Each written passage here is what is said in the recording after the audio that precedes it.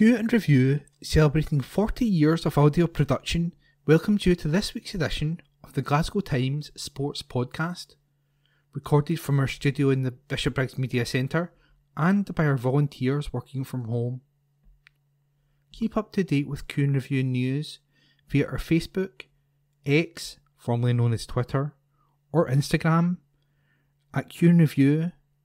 That's @CUEANDREVIEW,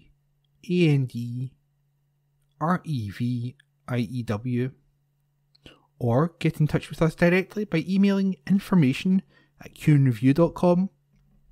That's INFORMATION @CUEANDREVIEW.com, or by calling us on 0141 772 3979. Please like and share our podcast and give us constructive feedback. Evening Times Sport, February 27. Celtic monitoring Turkey international keeper. Report by Mark Walker. Celtic are monitoring highly rated Turkish international keeper Gürkan Kakir, according to reports in his homeland. The Hoops are on the lookout for a new keeper, with current number 1 Joe Hart announcing last week that he would be retiring at the end of the season.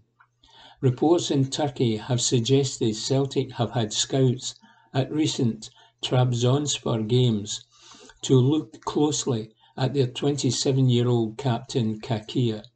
Kakir has been with his current club for 12 years, but is widely expected to move on this summer to a bigger club. He was named as the keeper with the highest save percentage in Europe 2 years ago, and was linked last year with a move to Southampton, which fell through. He was previously linked with moves to Liverpool and Borussia Dortmund as backups. With 3 years left on his contract, he wouldn't come cheap and is regarded as a hero at Trabzonspor, having helped them win the Turkish League in 2022 and their cup 2 years earlier. However, the 26-time capped shot-stopper is reportedly unsettled at the club because they are languishing 26 points behind leaders Galatasaray in third place. Meanwhile, Celtic keeper Benjamin Siegrist is reportedly a transfer target for Aberdeen. It's claimed that the goalkeeper is being considered as a possible signing target for the Pittodrie club this summer, with Kelly Roos out of contract at the end of the season.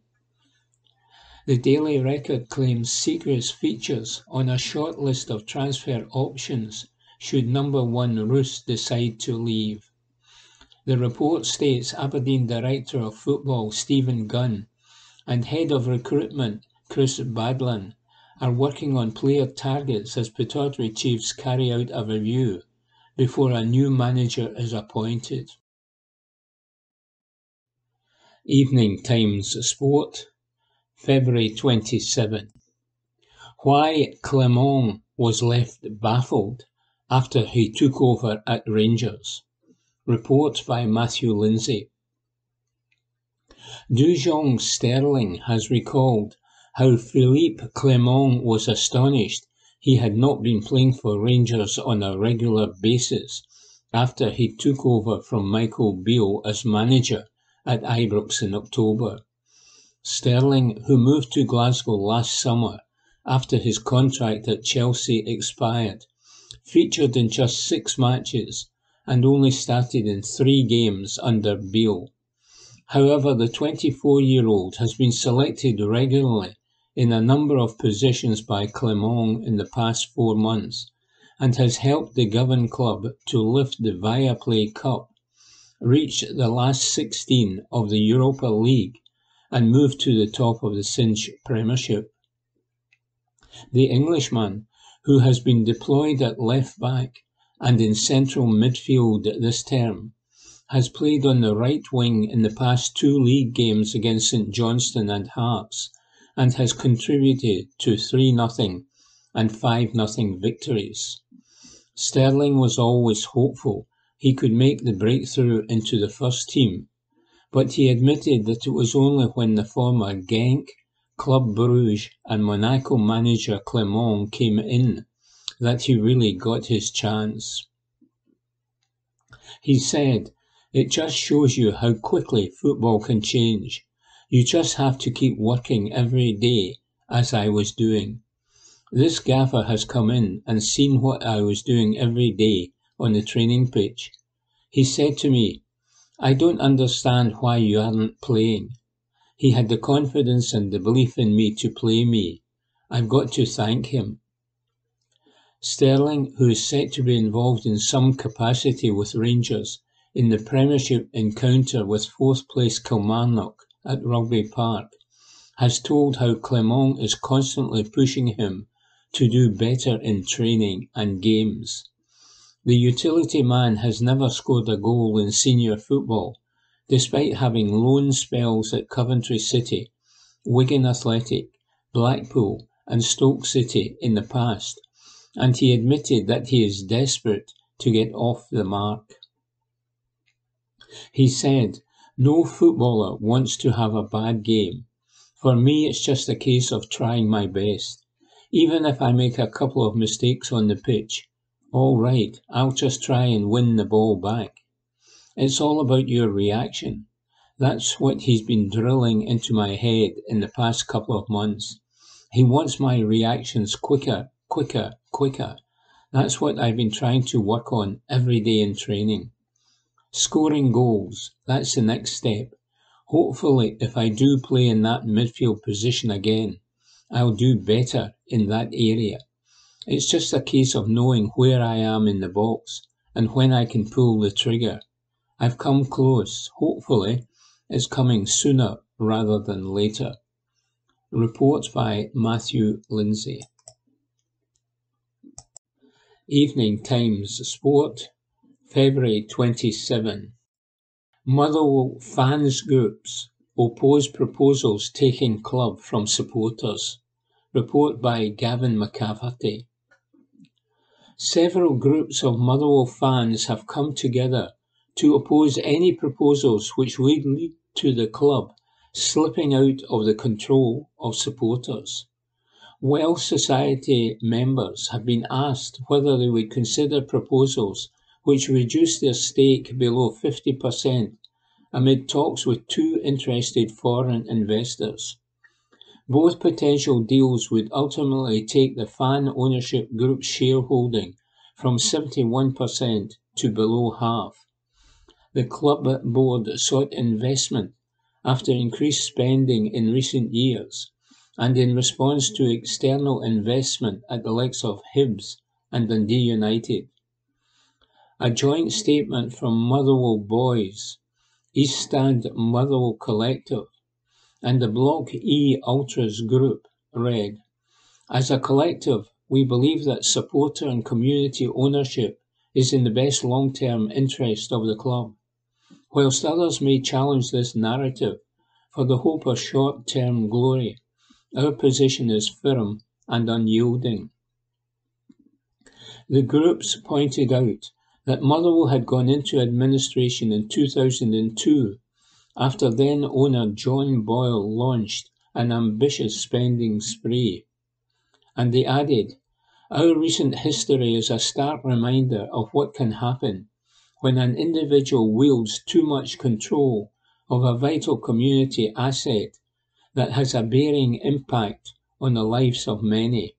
Since 2011, the Welsh Society have taken that work to the next level, ensuring that, unlike others in Scotland who have received significant external investment, we have remained a financially stable Premiership club. Whilst we welcome further investment into the football club, that must come from sources that won't tarnish our values, that will embrace our heritage, and not from those that may see our club as a short-term playground for their private investment." Any investment proposal should not be to the detriment of what makes Motherwell Football Club a recognised important pillar of our community, a club that promotes positive mental health, holds out a hand to those in times of need, and provides a much-needed sense of belonging to fans near and far. An investment should not result in us parting with our majority shareholding. Motherwell Football Club is more than 90 minutes on a Saturday. Through fan ownership, we can ensure that every single decision made is with the fans' best interests at heart. We must protect that at all costs. We back the Welsh Society and the wider fan base to come together to grow our club and to drive us forward into the future. Report by Gavin McCafferty. Evening Times Sport, February 27. Rangers winger played partially sighted. Report by Matthew Lindsay. Rangers utility man Dujon Sterling has revealed that he played despite being partially sighted earlier this season due to a mystery eye condition which baffled specialists as he looked ahead to another important Singe Premiership match against Kilmarnock. Sterling has established himself as a firm fan's favourite at Ibrox since Philippe Clement was appointed manager back in October, and has won plaudits for both his willingness to play in any position and his outstanding performances. The former Chelsea kid, who had predominantly played at right back and right wing back before moving to Glasgow on a free transfer last summer, was named man of the match in the Viaplay Cup final at Hampden in December, after being deployed in central midfield. However, the 24-year-old has admitted that he was still struggling to see properly in that closely contested encounter with Aberdeen because of a medical issue which had sidelined him for most of the previous month.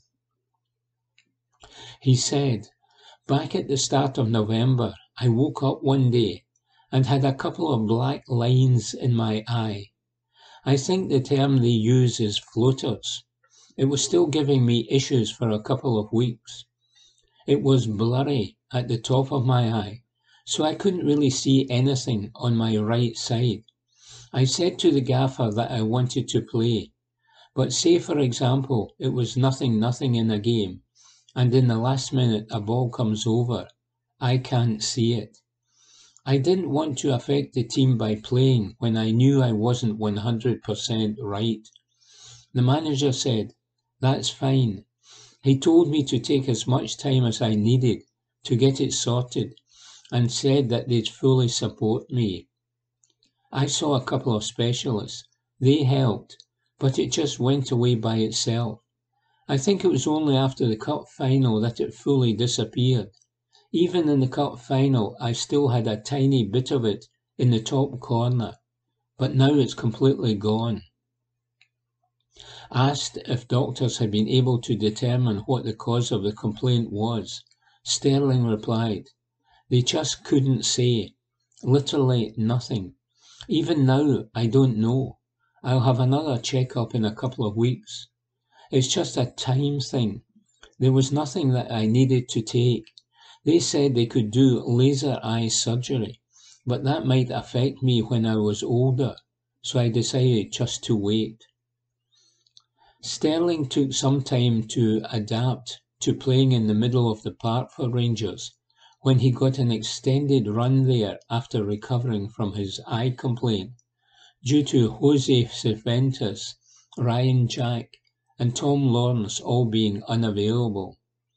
However, the London-born footballer has had no difficulties making an impact on the right wing since, much to the surprise of supporters, being thrown on out wide by Clement in the Premiership match against St Johnstone in Perth earlier this month. He helped to set up the second goal in the 5-0 triumph over Hearts at Ibrox on Saturday, a result which kept his side 2 points ahead of Celtic at the top of the table, and is determined to make an impact in the league leaders' difficult meeting with fourth-place Kilmarnock on the artificial pitch at Rugby Park tomorrow evening. And he continued, "When I'm playing wide, it's a lot easier to scan because you only need it to look one way. They say the line is your friend.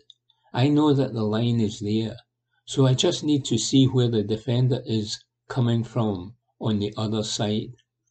I'm happy to work on wherever I'm selected. It's fine by me. I just work every day and see if I can keep improving. I've got the coaching staff behind me to tell me what they think I'm doing right and wrong. Then we try to improve that." The versatile footballer is quite content to perform any outfield role in the Rangers team, and has taken confidence from the fact that his manager and his teammates, as well as supporters, have such faith in him. And he continued, "If you look at a lot of footballers around the world, some of them don't play in their preferred position all the time. It's just about being in the starting 11. If I have the shirt, even if it's not my favoured position, it doesn't really matter to me. It's a good thing that fans are talking about me, that they respect what I do and that they enjoy watching me play. There are only positives to take from that. Just having the belief from the top is important. It comes right down through the squad. The team has belief in me that I can play any position as well. They always joke about it in the changing room." Sterling admitted he was also buoyed by the support which he received from Clermont and Rangers after he was ordered off for a foul on Jack Mackenzie at the end of the Premiership match against Aberdeen at Ibrox earlier this month. He believed the red card was excessive and was heartened that his manager defended him publicly afterwards, and that his club subsequently lodged an appeal to the SFA, even if the original decision by referee Don Robertson was upheld. He said, "It felt really good. Even the fans sent me messages saying they didn't think it was a red and that it was harsh. But it's done now. It's in the past. Now I know. Don't do that. Don't do any questionable thing. You never know what the referees are going to give." Rangers manager Philippe Clement knows that Dujon Sterling is going to give his all, regardless of where he plays them. Report by Matthew Lindsay. Evening Times Sport, February 27. St Mirren opened discussions over Kwon extended Celtic loan. Report by David Irvin. St Mirren have opened discussions with Celtic over an extended loan deal for Kwon. The midfielder has impressed in Paisley after making the move on loan until the end of the season, and Buddy's boss Stephen Robinson is hopeful he could remain at St Mirren beyond the summer. Robinson told the Daily Record, "He's someone we would really like to keep. We're speaking to Celtic about it, perhaps keeping him for another season with ourselves. We'd be very keen to do that, but he isn't our player and won't be our decision. We knew he'd have an influence. It was about getting him game time. He came to the country and has not played a lot. It's getting him used to Scottish football, long throws and long balls at times that he maybe is not used to, the physicality of our game. He has added that bit of quality and composure. It's something we'd be very keen to get done. It's possibly a long way off happening, but that would be in an ideal world for me." Meanwhile, Robinson could have Captain Mark O'Hara back in his squad for the trip to Dingwall to face Ross County. The midfielder has been out through a thigh knock. He said, "We are hopeful we will have Mark back in the squad. He has been fantastic for me. He has struggled in the last few months with injury. He tried to play on with it, People don't realise that, the things that the boys go through for the football club. We just had to pull him out to get him 100% right. We are hopeful he is there now, and it's certainly a big boost to have him back. Report by David Irvin. Evening Times Sport, February 28. Chris Boyd opens fire at SFA. Report by Ewan Payton.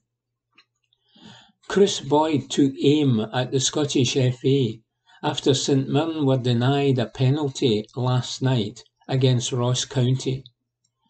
The Rangers hero quipped that Buddy's boss Stephen Robinson will be buzzing in a few weeks when the SFA admits an error was made by the on-field officials and VAR for missing the flashpoint. As the game headed for half-time, a long ball from St Mirren goalkeeper Zach Hemming appeared to be handled by Ross County's Ryan Leake inside his own area. The visitors claimed for a spot kick, but Chris Graham waved play on. Greg Aiken was on VAR duty for the game, but he did not send the referee to the pitchside monitor for a closer look. Boyd was left totally bemused by the situation, insisting it was a clear and obvious mistake not to award a penalty, as he criticised the SFA. Boyd told Sky Sports, "I know Greg Aiken is in VAR. That ball travels a long, long way. His hand is above his head. I cannot understand why that has not been given as a penalty kick, clearly off his hand, onto his head. VAR was brought in for clear and obvious. That is a clear and obvious handball. You are lost for words with it. I can understand when some teams say, 'Oh, that is a penalty to them,' and then it is not given. But that is a penalty all day long. They've got it wrong, but it will be fine because the SFA will come out in a couple of weeks and say they've got it wrong. I am sure Stephen Robinson will be buzzing with that." It comes just a fortnight after the independent review panel from the second round of Premiership mixed fixtures found that 13 errors had been made in relation to the usage of VAR. Ian Crocker offered a further explanation in his commentary of the game last night, which finished 1-1 in the Highlands.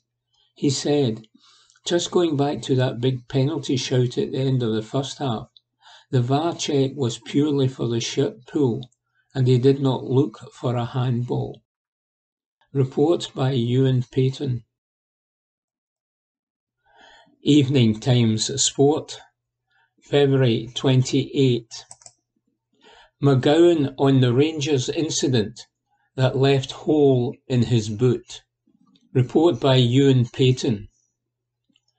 St Johnstone defender Ryan McGowan has lifted the lid on an incident against Rangers that left him with a hole in his boot. The Australian swung for the ball as he attempted to keep the pressure on the visitors after a St Johnstone attack. However, the 34-year-old's foot connected with Rangers defender Connor Goldson instead of the ball, and the English defender was awarded a free kick. The impact of that collision saw Goldson's stud pierce McGowan's boot, leaving him with a nasty gash at the top of his foot, which ruled him out of the 2-0 loss at St Mirren. He required stitches as a result of the incident, with his right boot left with a hole in it. Ahead of tonight's vital game at Aberdeen, the former Hearts player revealed the scar on his footwear, insisting he won't be throwing them out despite the damage. He said, "I got the stitches out today. There might be a few winces of pain, but I'm sure I'll get through the Aberdeen game fine. We're not in a position to be worried about things like that. I got a hole in my boot from the incident. That will help relieve the pressure on it. I like those boots, so I don't want to throw them out." Meanwhile, Chris Boyd took aim at the Scottish FA last night after St Mirren were denied what he felt was a clear penalty against Ross County. The Rangers hero quipped that Buddy's boss Stephen Robinson will be buzzing in a few weeks when the SFA admits an error was made by the on-field officials and VAR for missing the flashpoint. As the game headed for half-time, a long ball from St Mirren goalkeeper Zach Hemming appeared to be handled by County's Ryan Leake inside his own area. Report by Ewan Payton. Evening Times Sport, February 28. Matt O'Reilly, Celtic transfer asking price revealed. Report by Ewan Payton. Atletico Madrid were told to stump up £25 million if they wanted to sign Celtic star Matt O'Reilly in January, according to a report. The La Liga giants had a bid rejected for the Denmark international in the winter window. However, this was swiftly booted into touch by the Scottish champions. A new report has emerged, claiming the offer was an initial loan until the end of the season, with an obligation in place to permanently buy O'Reilly for £18 million this summer. Media outlet Tips Bladet has revealed some of the finer details of the negotiations, which certainly seem to have been short-lived. They claim that Atletico's bid was rejected almost immediately, as Celtic chiefs told their Spanish counterparts that they would only consider offers of £25 million. The report states that the La Liga side did not respond, as the potential for any deal to be done fizzled out. The player's contract in Glasgow's East End does not expire until the summer of 2027. He has notched up 10 goals and 12 assists this season. O'Reilly has also attracted interest from both Girona and Inter Milan in recent times. Just over 24 hours after Atletico's bid emerged, Brendan Rodgers revealed he won't be going anywhere. Evening Times Sport, February 28.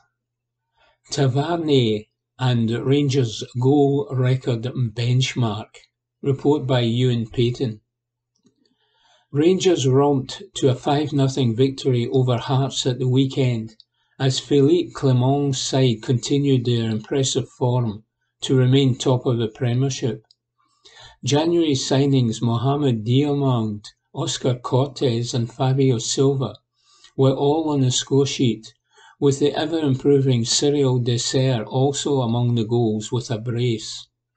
It was unusual for skipper James Tavernier not to be involved in the goal-scoring exploits of the Ibrox club in such a comfortable win, considering he has 120 to his name since joining in 2015 from Wigan Athletic. The Englishman is now level with John Gregg as the club's highest-scoring defender of all time. But is he the highest-scoring fullback at one club of all time? It would appear he is indeed. New research has shown that Tavernier is above the likes of Stuart Pearce and Roberto Carlos for his scoring tendencies at a single club. With 3 months left remaining of the season, he will certainly be looking to extend that record at the top of the pile. The list shows the highest scoring fullbacks at one club. Tavernier, Rangers, 120. Nelino Cruzeiro, 1973-82, 105. Manny Kaltz, Hamburg, 1971-89, 101. Stuart Pearce, Nottingham Forest, 1985-97, 88. Roberto Carlos, Real Madrid, 1996-2007, 69. If we take all defenders into account though, and not just home in on fullbacks, Tavernier is third in the list. He is pipped by both Real Madrid hero Fernando Hierro and Lyon icon Wendy Renard. It is stated that the former could well have scored some of his goals when he plied his trade in midfield, but for Renard it's pretty clear he scored all of the goals while playing as a centre-back. The highest scoring defender at one club, Fernando Hierro, Real Madrid, 89 to 2003, 129. Wendy Renard, Lyon, 2006 to the present, 124. James Tavernier, Rangers, 2015 to the present, 120. Nelino Cruzeiro, 1973 to 82, 105. Edgardo Boza, Rosario Central, 77 to 82 and then 86 to 89, 102. Manny Kaltz, Hamburg, 71 to 89. Daniel Passarello, River Plate, 74 to 81. Sergio Ramos, Real Madrid, 2005 to 21, 101. What has also been made clear, though, is that despite being the highest scoring fullback for one club, Tavernier is not the highest scoring fullback of all time. The 32-year-old's record from across his professional career is 128 goals, level with Real Madrid legend Roberto Carlos. The title goes to Brazilian right-back Nelino, who played during the 1970s and 80s. His total stands at a whopping 170 goals. Graham Alexander, a former Scotland international and probably most familiar to us in recent times for his spell as Motherwell boss, is also slightly ahead of Tavernier on 131 goals. Report by Ewan Payton. Evening Times Sport, February 29. Benfica boss not giving a minute's thought to Rangers. Report by Mark Walker. Benfica boss Roger Schmidt insists he will not give a minute's thought to Rangers until just before the Europa League showdown, and he believes his team will relish their hectic schedule ahead of the round 16 clash. Benfica will have to play against Sporting Lisbon and Porto, both away from home, before they welcome Rangers to the Estadio da Luz next week. But German boss Schmidt insists he is not interested in studying Philippe Clement's side yet. He said, "We are not afraid of the calendar. That's part of my job, managing the schedule well. But I think I've already managed to do that in the last few weeks. We only think about the next game. I haven't thought about Rangers next week in Europe, or even Porto on Sunday, because I have to focus on one game. What is really pleasing me is the lack of injuries at this stage of the season. Currently, the only player unavailable is Juan Bernat. I think that is because we have managed the squad well and given rest to the players who need it. All my players are really in top shape." Meanwhile, Jose Cifuentes revealed he turned down moves to England, Russia and Turkey to resurrect his career in Brazil with Cruzeiro, and he insisted his debut for his new club was the first time he'd seen the sun for 6 months. The Ecuadorian midfielder was shipped out by Ibrox boss Philippe Clement back to South America after an underwhelming spell in Glasgow.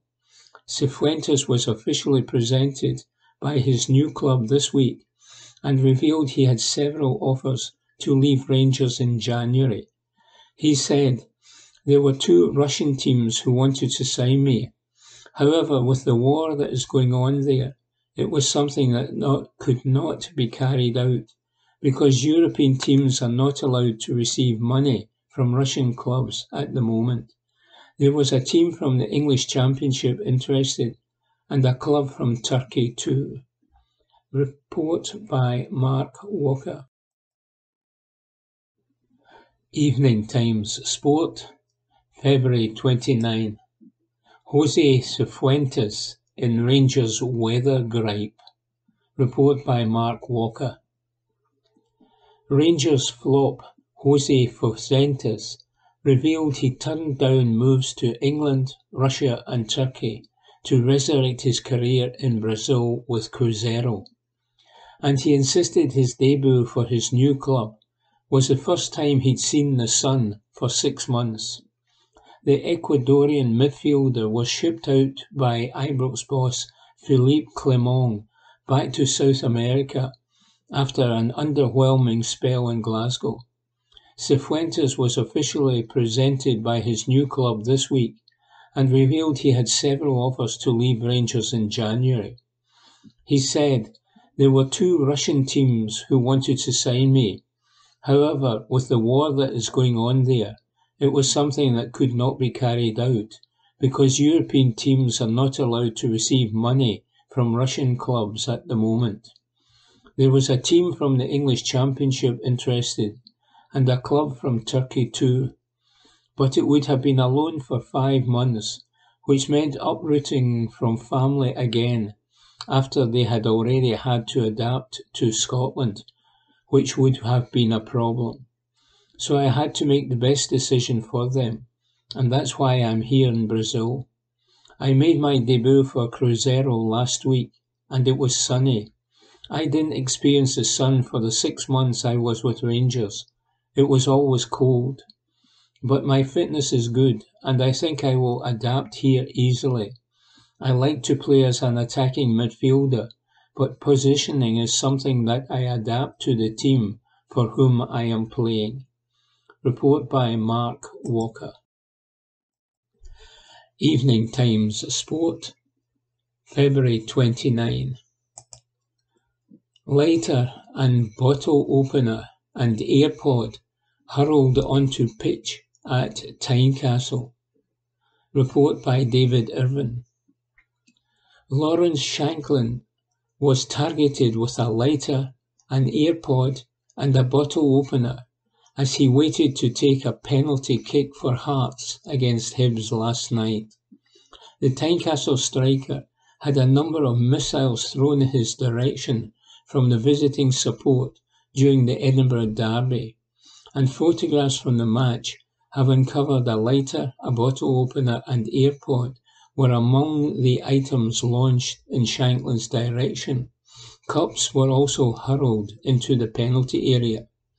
The Scotland international dispatched his penalty in front of the away support at Tynecastle, despite the items being thrown from the stands. The Hearts captain then took a joking bite from a pie thrown onto the pitch as he celebrated his 26th goal of the season. Hearts boss Stephen Naismith branded those responsible for throwing the items towards Shanklin as idiots, as he warned the small minority could spoil the party for everybody. And he continued, "All the stuff getting launched on is just not acceptable.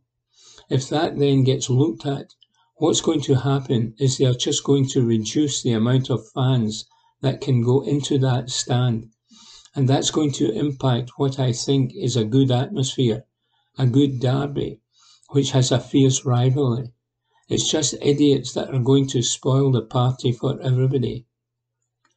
Discussing Shanklin's composure to finish from the spot after the missiles, Naismith added, "Before go on to that part, the calmness I spoke about, that's exactly it.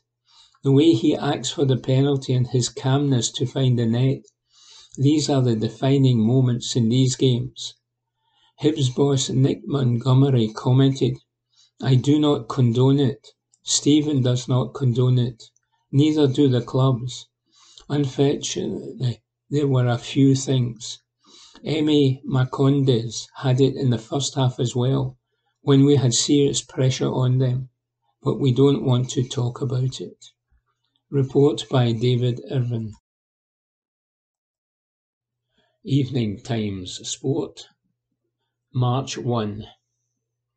Rangers need big players at big moments. Report by Chris Jack. The big moments are reserved for the biggest players. Jack Butland and the save that he made in the win over Kilmarnock fall into those respective categories. In the fullness of time, the importance of both will become clear. If Rangers go on to lift the Premiership title in the coming weeks, events on Wednesday night will be painted as one of the most significant of the season. It was only another 3 points added to their tally, but it felt more profound than that. This was a match that previous incarnations of this side would have lost. But there is something different about the group that Philippe Clement has guided to top spot in the standings. Clement pinpointed 4 key attributes post-match. The first 3, resilience, mentality and solidarity, applied to many of those who played their part in a dramatic comeback. The fourth one, quality in those defining passages of play, was more relevant to 3 men in particular. James Tavernier's free kick was classy, and the finish from Tom Lawrence was clinical. Yet both would arguably have been irrelevant had Butland not shown his own levels just seconds after the interval. Had Kilmarnock, a head through a Danny Armstrong penalty, doubled their advantage, there may well have been no way back for Rangers. It made the save from a Matty Kennedy effort all the more imperative. Kennedy seemed destined to score with a strike from 12 yards, but Butland, as he has done so often this term, was there when his team needed him most. It didn't win Rangers the match, but it ensured that they would not lose it. It's moments, Butland said when asked about the stop, made low to his right. At this stage of the season, it's about moments. And a moment like that knocks the wind out of their sails, I guess, and gives us a bit of a lifeline. It would have been really difficult from there had that one gone in. But Tavernier has a moment. Tom has a moment. And that's what this part of the season is all about. We had those big moments when we needed them against Kilmarnock, and it got us the result in what's a tough place to play football. You just try not to give up the goal. You just try to get to the middle of your goal and keep your eye on the ball the best you can. He put a good contact on it, but it was at a nice distance for me. I wasn't quite at full stretch, but for me, it's about putting myself in those positions. That's what you train for.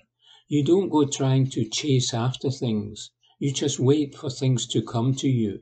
And fortunately, I was in the right position to make that save. Butland has been in the right place at the right time throughout the season. The next 10 league matches will determine if he has a title medal around his neck, but the individual prizes will surely be his.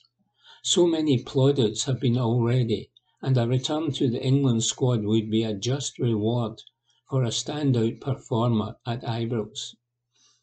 Before, during, and after the win over Kilmarnock, it was easy and obvious to cast minds back to events in August.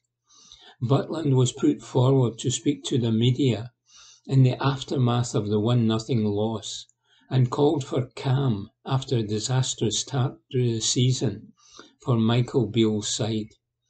This time around, the mood and the messages are very different. A side that was hopeful, perhaps hopeless, title challengers now lead the way. Rangers have belief in their ability and courage of their convictions under Clement. a support that had written the Premiership off can now dare to dream. Performances have changed, Butland said, as he referenced that opening day defeat, standing in the same section of the Rugby Park concourse several months on. From a fan's perspective, they can see we're trying to do things the right way. They can see that we're the better side in the games that we play. They can see the chances are coming. I think that's what they look for, and you get more and more belief the closer you get to the top. Ultimately, when you do get to the top of the table, the fans allow themselves to chant a little bit freer, if you like, but they have been unbelievable for us all year. At the start of the season, we needed to hear that booing because we were not good enough. But they have not failed to travel everywhere we've been, and they've brought the noise every time. Certainly in the last 3 or 4 months, it has been positive from every angle at the club, and that's what we're thriving on and loving. The manner of Rangers' last 2 wins could not have been more different, but they were equally as telling about where they are and where they are heading.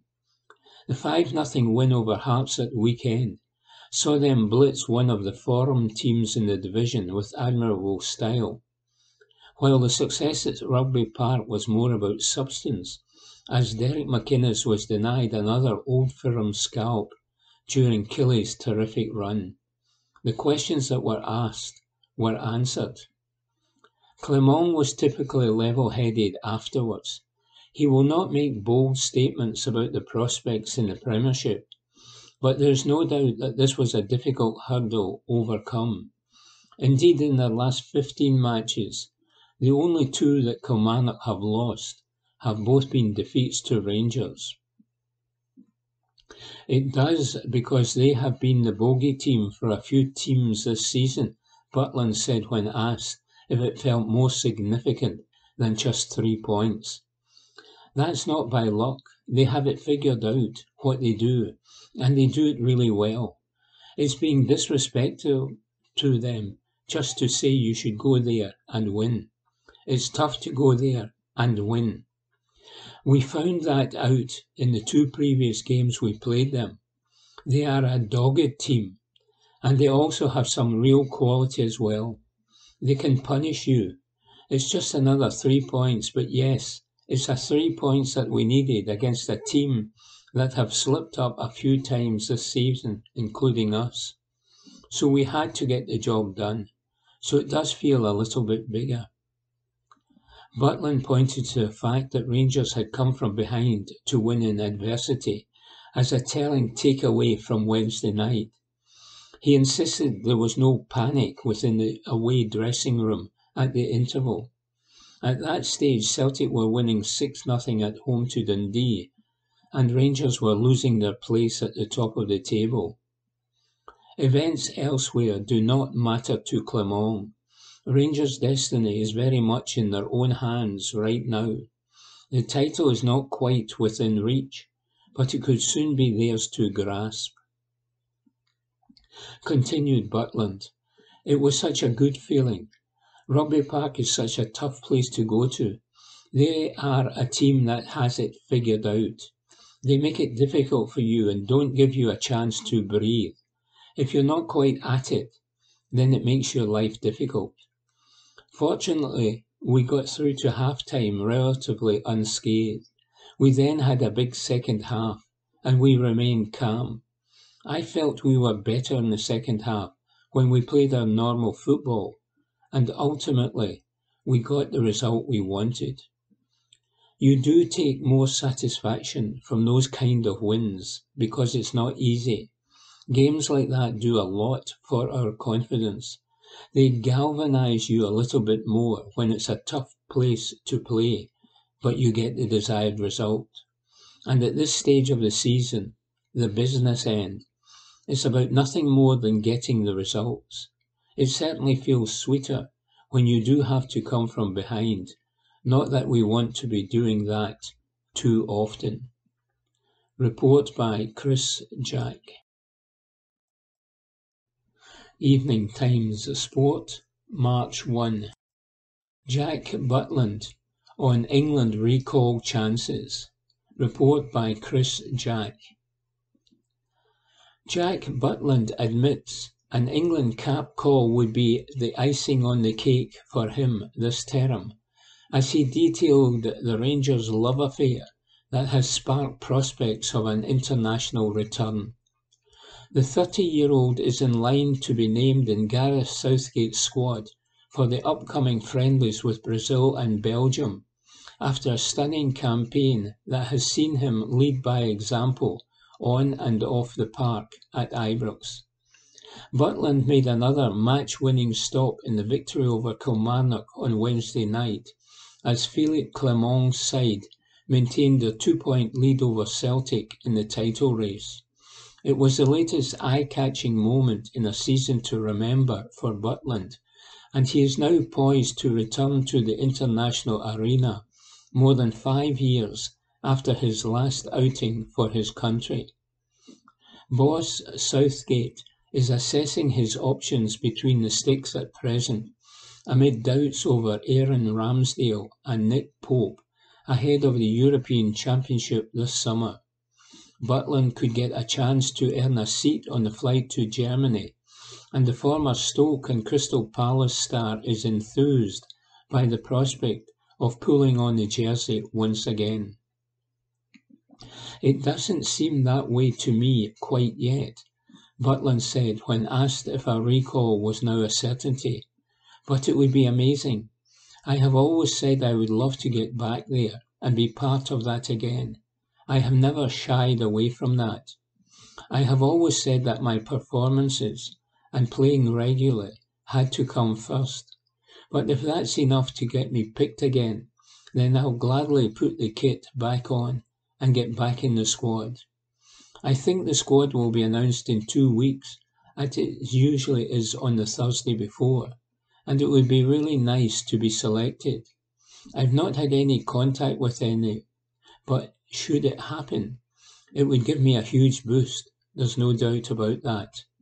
I'm in a great place. I'm loving my football and loving how I'm doing and how I'm playing. I'm loving the general feel of everything here at Rangers, and it would be the icing on the cake if I could get back in there with England." Report by Chris Jack. Evening Times Sport, March 1. Dedicated judo coach wins award. Report by Sanda Suresh. A judo coach received an award while being surrounded by the young judoka who are thriving under her influence. Rebecca Bradley, who leads 2 of Clyde Judo's under-12 sessions each week at Clyde Judo Club in Paisley, was presented with Young Coach of the Year by Judo Scotland's club support officers Sam Ingram and Laura Kirkhouse. Laura said Rebecca is essential to the warm and inviting atmosphere that Clyde provides for the kids, and added, "From the moment Sam and I walked in to present the award, it was clear that Clyde is a club where children can really enjoy their judo and learn a lot about the sport."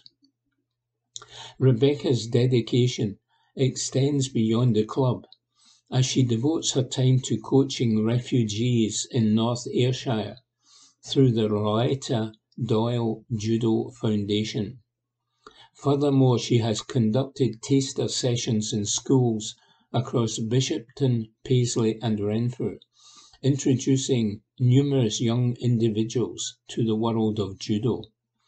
Rebecca's achievements include pioneering the Clyde Summer Camp Programme, which saw participation rise from 12 in 2022 to 29 in 2023.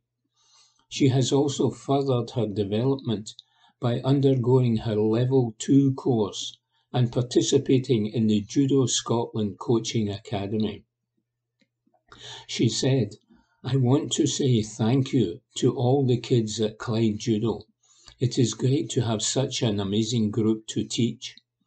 I also want to thank all the other coaches at the club, especially Susan Wright, Paul Grady and Rebecca Lamb. I would not be the coach I am today without all your guidance, support and encouragement. My last thank you is to my mum. You have been my biggest supporter throughout my whole journey in judo, and I would not have achieved this without you. Report by Sandy Suresh. From the Glasgow Times, Saturday the 2nd of March, from the sports section. Clement furious as Rangers ace injured by too dangerous tackle. Report by David Irvin. Furious Philip Clement branded Dan Casey's tackle on Ross McCausland as too dangerous as he demanded more protection for players from referees. The Ibrox winger, 20, was forced off in the first half after feeling the effects of a heavy challenge from the Motherwell defender. Casey escaped any punishment for the tackle, but Rangers were forced into an early change, with Fabio Silva replacing McCausland after 34 minutes. And Clement insists similar tackles have no place in the game, as he'd been loaned red cards shown to his side for challenges with less intensity. There was too much intensity in that tackle, and he caught him, Clement told BBC Sport Sound. We got a few red cards this season already with less intensity than this, but now it was not even a foul or a yellow card. That's very disappointing. For sure it's disappointing to have to make changes in the first half. For him, for the team you lose a moment also to arrange things you can use in the second half. These kind of tackles are just too dangerous for the game and you lose good players, so I think it is a task also for the referees to protect the game and to protect players because this is too dangerous. Clement added that Rangers will have to wait until tomorrow to discover the full extent of McCausland's injury, but confirmed it was serious as the player could not walk anymore. The Ibrox boss said, "Ross we need to see tomorrow. Of course it's serious because he had to come off, he could not walk anymore, so there is a really hard contact. He doesn't come off in the first half for nothing. It's really clear that it was a serious foul." Report by David Irvin. From the Glasgow Times, Sunday the 3rd of March, from the sports section. Hearts 2, Celtic 0. Instant reaction to the burning issues. By Matthew Lindsay, chief football writer. Celtic squandered the opportunity to reclaim top spot in the Cinch Premiership from Rangers this afternoon, when they crashed to a 2-0 defeat to third place Hearts at Tynecastle. With the Ibrox club being unexpectedly beaten 2-1 at home by Motherwell yesterday, the defending champions had an added incentive to triumph in Gorgie. A victory over Stephen Naismith's team in the capital would have taken Brendan Rodgers' side a point above their city rivals in the table, with 9 matches remaining. But Celtic slumped to their second league defeat of the season to Hearts, the first time that has happened since way back in 2007, after Adam Adaya had missed a spot kick and Yang Hyung-Yu had been red carded. George Grant put the hosts 1-0 ahead with a spot kick 2 minutes before half time, when a VAR check showed that Tomiki Iwata had handled the ball inside his own area. Hearts captain Lawrence Shankland, who had earlier had a goal ruled out for offside, doubled his side's lead in the second half. Here are 5 talking points from an incident-packed encounter which will have massive ramifications in the Scottish title. VAR to the fore. Hearts fans went from cursing VAR to applauding it in the space of 4 frenetic first half minutes. They were incensed when referee Don Robertson awarded a penalty against them early on after Yang went to ground following a challenge by Alex Cochrane. Over at Clydesdale House in Glasgow, though, VAR official John Beaton saw nothing wrong with the decision after watching a replay. Ida, who had netted twice from the spot in the 2-1 triumph over Hibernian at Easter Road last month, stepped forward to take it and chose to shoot straight down the middle. Xander Clark dived to his right but saved the attempt with his outstretched legs. Yang was booked for a foul in Cochrane moments later, but Robertson was urged to view the flashpoint again by Beaton, and he upgraded the yellow to a red after having a look at his pitchside monitor. The South Korean looked disconsolate as he trudged up the tunnel, but he could have no complaints about his punishment. His boot was high and caught his opponent in the side of the face. It was not malicious, but it was serious foul play. There were more VAR drama shortly before half-time, when Beaton spotted that Iwata had handled inside his own area. Robertson had another look and gave the host a chance to net from 12 yards. Grant made no mistake as Hearts supporters goaded their Celtic counterparts in the Westfield stand with chants of "It's a conspiracy." That, though, was not the last timer that the new technology was used in the first half. Shankland had a goal he netted and added on time disallowed when it was shown he had been in an offside position when Alan Forrest played the ball through to him. Big Mac loss. Rodgers revealed on Friday that his captain McGregor had missed training at Lennoxtown due to Achilles and calf issues, and the worst fears of supporters were confirmed before kick-off today when he was not named in the matchday squad. This was the first league game the Scotland midfielder had sat out in the entire 2023-24 campaign. The man who is consistently among the most played footballers in the world game every season is set to be sidelined until after the international break later on this month. Paulo Bernardo took his place in the starting lineup alongside Tomiki Iwata and Matt O'Reilly in what was the only Celtic change. Could the Portuguese player fill a massive void in the centre of the park and ensure his skipper was not missed?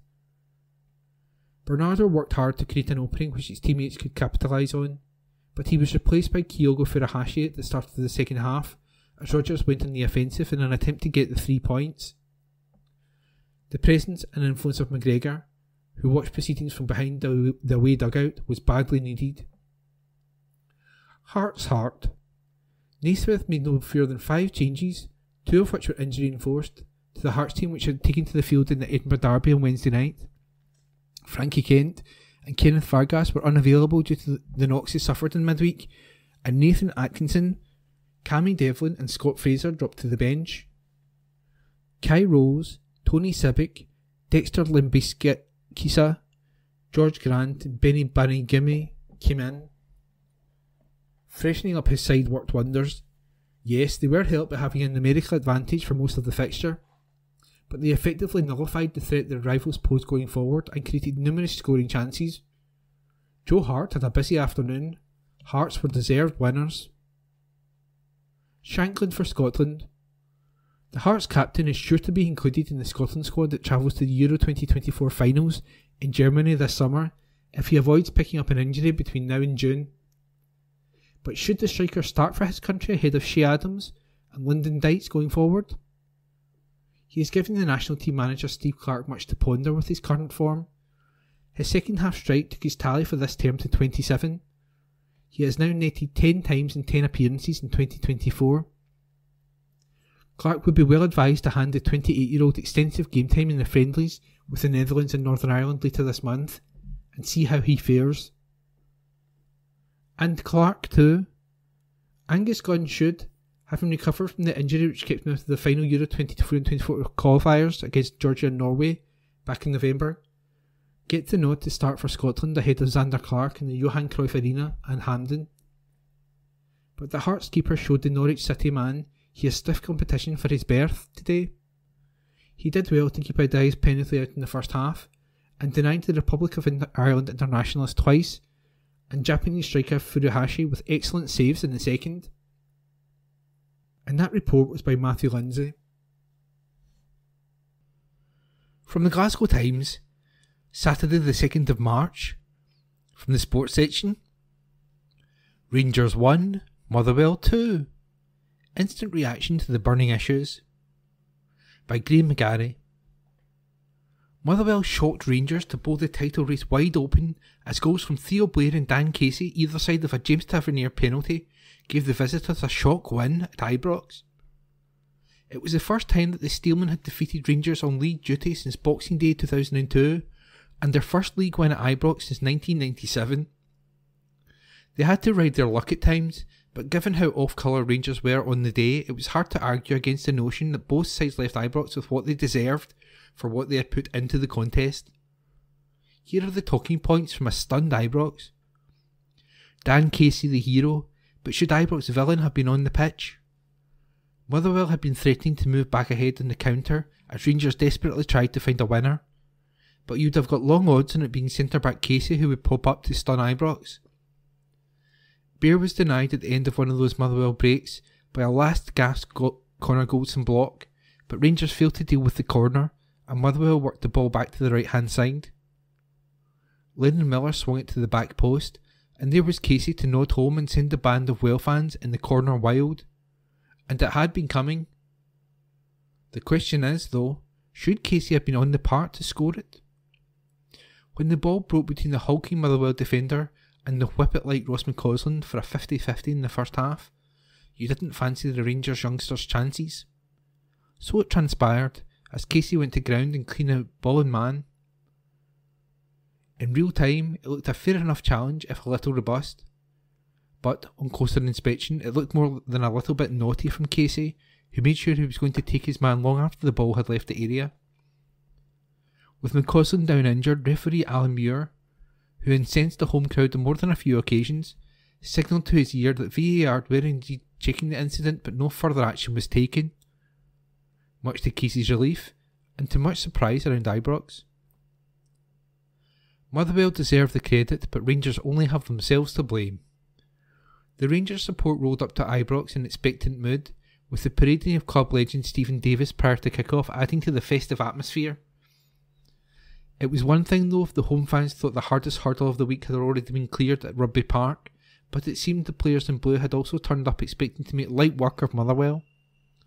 In fact, they looked startled that Stuart Kithwa's side had other ideas, and right from the off, they looked to a threat with the clever movement of Jack Vale and the power of Bear. And it was those two who combined to stun Ibrox by giving the visitors an early lead. Vale leaned into John Souttar under a ball played up the channel, with the Rangers defender committing himself far too eagerly and ending up missing the ball altogether to allow his opponent a clear run into the box. The unknown Blackburn Rovers forward got his head up and squared for Bear, arriving into the middle to side foot home off Jack Buckland's post. It wasn't the cleanest of finishes, but the big Canadian cared not a jot as he bounded away to celebrate his 10th of an impressive season. The duo of Vale and Bear gave Goldson and Souttar nightmares all day, with the Rangers centre-backs epitomising the lacklustre nature of the Rangers' performance. In such a vital game, it was an unforgivable display, and one that may have handed the title race momentum back to Celtic. What shouldn't be lost though is that Motherwell absolutely nailed their manager's game plan to perfection, and, while the bigger story may be at the top end of the table, it is the Steelmen who deserve a massive pat on the back. Gers failed to take advantage of VAR lifeline.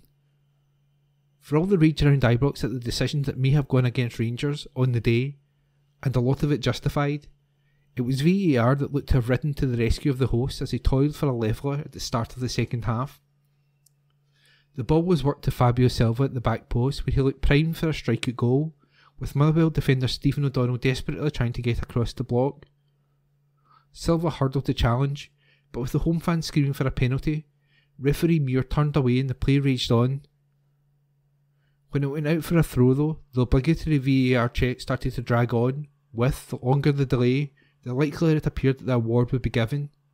Still, it was a good 3 minutes before Muir eventually trotted over to the VAR screen, and he gave the incident a good old look before eventually deciding that there had been an infringement. Penalty Rangers, as they say around these parts, which usually only has one outcome. Tavernier surpasses John Gregg, but it is a footnote on the day. It will be cold comfort to him, but what it tells us to say about the goal-scoring prowess of the Rangers captain. His spot kick conversion here took him to 122 goals in blue, taking him ahead of the greatest ever Ranger as the club's highest scoring defender of all time. Sure, a lot of them have been penalties, but you've still got to tuck them away, and he did so under severe pressure here with his usual aplomb, finding the top right hand corner to give Rangers half an hour to find a crucial winner. Instead, though, it was Motherwell who would come up with the telling moment, and, after some late Liam Kelly heroics, an incredible miss from Goldson and a goal line clearance from Paul McGinn, they got their reward. An article written by Graham McGarry and read by me, Ian. From the Glasgow Times, Saturday the 2nd of March, from the sports section. Sutton and Celtic blame game, verdict after Law exit, by David Irvin. Chris Sutton reckons Mark Lowell's exit points to an answer to the club's January transfer window blame game. Parkhead chief Peter Lowell had admitted his frustrations over a slow transfer window, with just Nicholas Kuhn and Adam Ida joining the club. And Sutton reckons the questions looming over the lack of business have been answered through Lowell Jr.'s resignation from the club. The talent spotted is on gardening leave from his high-ranking head of recruitment role, with scout Joe Dudgeon also departing the club, having handed in his notice. For Sutton, Lowell has fallen on his sword at Celtic, despite wording that he would pursue fresh challenges in the club's official statement on the matter. Sutton told the Daily Record, "There were questions over who was to blame for January and the window last summer. Now it looks like we have the answer. Celtic might say Mark Lowell is leaving to pursue other opportunities, but it looks like he's fallen on his sword." There was an inevitability about this after Peter Lowell's statement in the interim accounts. The chairman said the club shared the frustration about the lack of signings in the window when Brendan Rodgers had said he needed 4 quality recruits. The big question was why, and who was to blame? I think we now know. A Celtic club statement confirmed, Celtic Football Club today announced that Mark Lowell, head of first team scouting and recruitment, and Joe Dudgeon, lead first team scout, have resigned from their positions and are leaving the club to pursue fresh challenges. Mark was recruited to the club by then manager Ange Postecoglou in May 2022 from his position as head of CFG scouting and recruitment within City Football Group's global structure. Joe joined from City Football Group in November 2022. Mark and Joe will be in a period of gardening leave. Manager Brendan Rodgers said, "As part of the club's recruitment team, Mark and Joe have worked tirelessly to bring success to Celtic, and I would like to wish them both the very best for the future." And Chief Executive Michael Nicholson added, "Everyone at Celtic thanks Mark and Joe for their contribution and dedication to the club, and we wish them both every success moving forward." And that article was written by sports writer David Irvin. Evening Times Sport, March 4. Gemma Ricci forced to settle for silver. Report by Press Association. Gemma Ricci delivered a fitting finale at the World Athletics Indoor Championships with a thrilling 800 metres silver last night in Glasgow. Ricci started as the pre-race favourite, but she was edged out for gold by Ethiopia's Ziggy Duguma, who led from start to finish in a time of 2 minutes 1.9 seconds. Ricci was simply unable to get past, and she could not match Duguma's burst of speed down the final straight. The Renfrewshire runner ran considerably faster in both her heat and semi-final, with a time of 1 minute 58.28 on Saturday, the fastest qualifying time in the field. But Duguma was able to dictate a slower pace, and despite the roar of the home crowd, Ricci was made to settle for silver. Said Ricci, "It was a bit of a weird race. I should be happy with a silver, but I stood on the track wanting gold and put up a hard fight for it. I knew those girls were going to throw something at me, that they were confident, and they were just better than me today. Duguma was really strong, and it gives me something to look at for the summer. It will keep me working hard and keep those eyes on those Olympic medals. I stood on that track and didn't want anything other than the win. But a first senior world medal, I have made some mistakes and I will learn something from it. It is unpredictable, but that is what is going to happen with all these girls running so fast and more coming through. They are going to make it unpredictable, and it's a good lesson to learn. I really wanted to walk away with a gold medal in front of this home crowd, but it's my first senior medal, and I'll take it." Despite her slight disappointment after running so well leading up to the final, Ricci remains in a good position for this summer's Olympics, where she will hope to upgrade her heartbreaking 4th place finish from the last Games in Tokyo. Fellow Brit Keely Hodgkinson has taken much of the focus in the women's 800 metres, which promises to be one of the events of the Games, with Olympic champion Athing Mu and world champion Mary Moran also strong contenders. But Riki will be confident she can challenge that trio after an impressive indoor season that also saw her claim the British title in a championship record time of 1 minute, 58.24 seconds. I have got one senior medal now, and I definitely want one of those Olympic ones. This is a stepping stone. I will have a bit of a down week this week, but then it is all eyes on Paris. I will head out to Portugal where I do my training and get that work done. I think I needed some more experience with racing, and we saw that. I made some mistakes, but every race I am learning and getting so much better. Everyone can see that. I am not afraid to shy away from what I wanted gold today, and that showed how far I've come. Riki grew up just 15 miles away in Kilbarchan and felt the full force of the home crowd as they cheered her round the track she is so familiar with. And she said, "It's so nice to be back in Glasgow. I am someone who just loves racing, and every day everyone was laughing at me in the hotel because I was so excited to get back out on the track. I have loved every single minute of it. It is so refreshing to be back here, running every day, really happy and in really good shape. My grandpa is here, and he doesn't come to many races unless they're in the Emirates Arena. So it is going to be so special being on that podium. It has taken an army to get me here, and I am so grateful for my family and close friends." Evening Times Sport. March 4. Celtic's McGregor to get injury scan. Report by Matthew Lindsay. Brendan Rodgers has admitted that injured Celtic captain Callum McGregor is likely to miss Scotland friendlies against Netherlands and Northern Ireland later this month.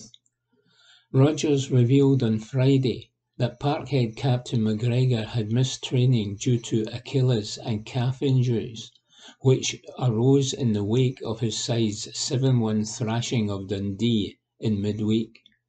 The Scottish champion skipper set out his first cinch premiership match of the campaign at Tynecastle yesterday and watched his teammates slump to a 2-0 defeat to Hearts. His manager explained the midfielder will go for a scan later this week after the loss, but confessed that he does not expect him to be available for selection until after the international break.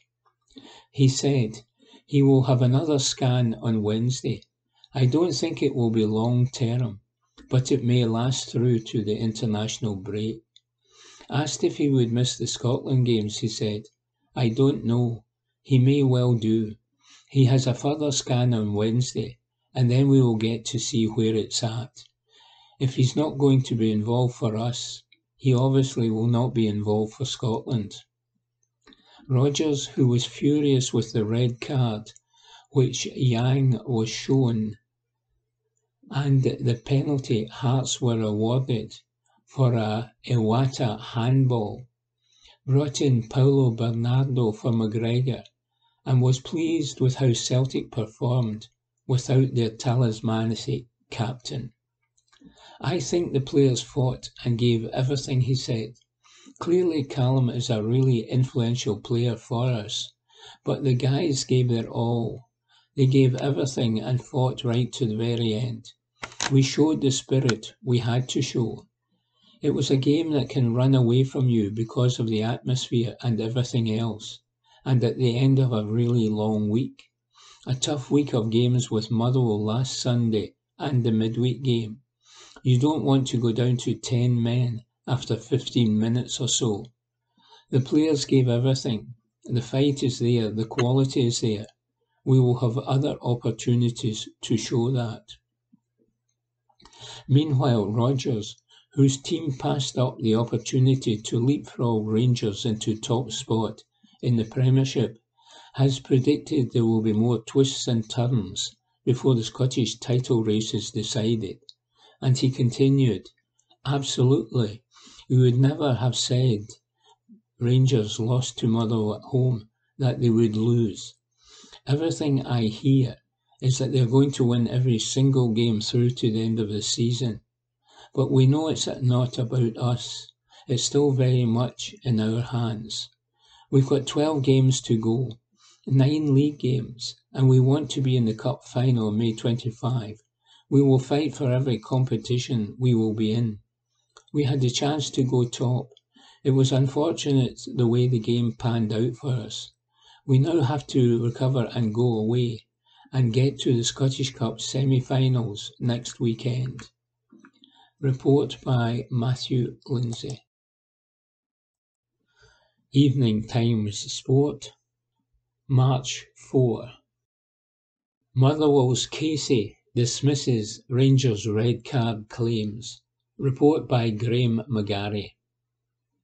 Motherwell goal hero Dan Casey says he was never concerned about being ordered off for a challenge on Ross McCausland during his side's shock win over Rangers at Ibrox, because he would never intentionally hurt an opponent. The Rangers youngster was forced from the action during the first half of Saturday's match after a coming together with the Motherwell centre-back, with Casey cleanly winning the ball, but sparking protests from the home players and technical area with his follow-through in the challenge. The incident was reviewed by VAR, and no action was taken against Casey, infuriating Rangers manager Philippe Clement, who called for greater protection for his players. Casey would go on to head the winning goal in Motherwell's 2-1 victory, but when asked if he was worried he might not have been on the pitch to score it, Casey said, "No. One of the Rangers coaching staff said something to me after the game about it. I did not really listen or hear what they said, but I think it was something about what happened with the tackle. But I only went in to win the ball. I never went in to hurt anyone. I'm not that type of person. If you see it back, you can see I won the ball. I would never ever try to hurt anybody. As a person, that's not what I'm about. I only had eyes for the ball. I play hard, and I go in hard. That's just how I am." Casey aped the referee's signal for a VAR review during the celebrations for his goal, a tongue-in-cheek reference to the penalty award that had temporarily dragged Rangers level in the game, which the defender felt was soft, to say the least. And he continued, "To be honest, I don't even know what happened. I don't think it was a penalty at all. We were laughing after the game saying, 'What happened?' I've honestly no idea what he gave it for. We cannot even speak to the ref now, or else you get a yellow card. I just needed to bite my tongue and just keep going. We managed to score another goal and see it out, so it was good." While Casey hogged the headlines for his winning goal and his involvement in the game's moment of controversy, scorer of the opening goal, Theo Barr, who also played a huge part in Motherwell's victory, the striker dominated Rangers centre-back Connor Goldson throughout the game, and Casey said that manager Stuart Kettlewell is now being rewarded for the faith he placed in Bear following his disappointing spell at St Johnstone. He said, "He was absolutely unbelievable for us. He held the ball up so well and got us up the field. He can do both. He can hold the ball up and he can also run in behind. That is a luxury we have with him, especially when we're under the cosh. He's brilliant for us and he's been scoring goals recently as well. Long may it continue." I know some people were maybe writing him off at the start of the season or whatever, after his time at St Johnstone. But sometimes it just doesn't work at certain clubs. It doesn't make you a bad player. The gaffer obviously brought him in here and gave him a chance. We all see how good he is in training every day. I think it was only a matter of time until he showed that. The manager is great with his man management skills. He has a great relationship with Theo.